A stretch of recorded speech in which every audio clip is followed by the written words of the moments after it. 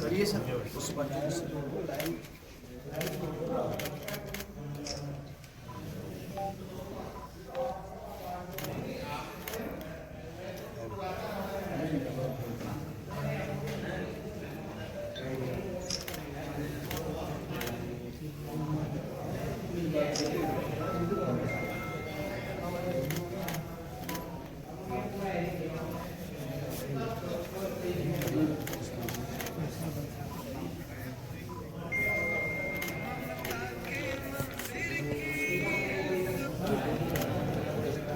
आप चलते रहो इधर लेते रहो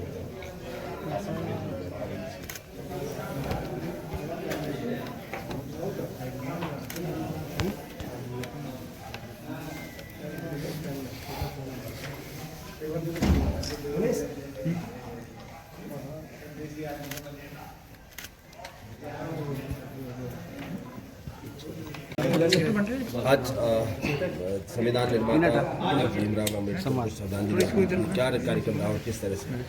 संविधान निर्माता बाबा साहेब भीमराव अम्बेडकर की आज 69वीं पुण्यतिथि पर श्रद्धासुमन अर्पित करने का हमारा कार्यक्रम है और इसको परिनिर्वाण दिवस के रूप में हम मना रहे हैं। हमारे यशस्वी प्रधानमंत्री और भारतीय जनता पार्टी की सरकार जिस तरह से बाबा साहेब अम्बेडकर और हमारे संविधान निर्माता जिस तरह से संविधान हम लोगों के लिए बना के गए हैं, उसका हम सब मिलकर उसकी रक्षा करें।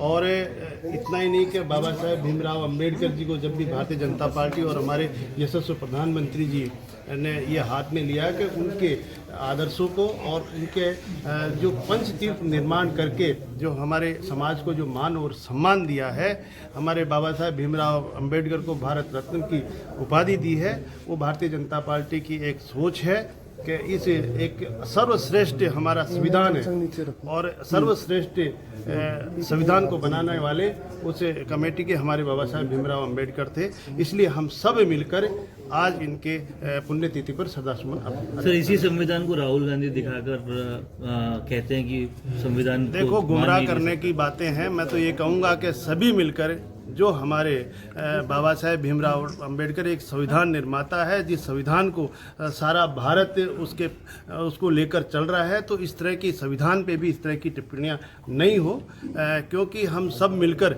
अगर उसका पालन करेंगे तो हमारे इस हिंदुस्तान का और इस संविधान का पालन होगा। आपको लगता है कि राहुल गांधी केवल संविधान के नाम पर जो है सियासत कर रहे हैं? देखिए, ये कुछ भी भ्रम फैला सकते हैं विपक्ष के।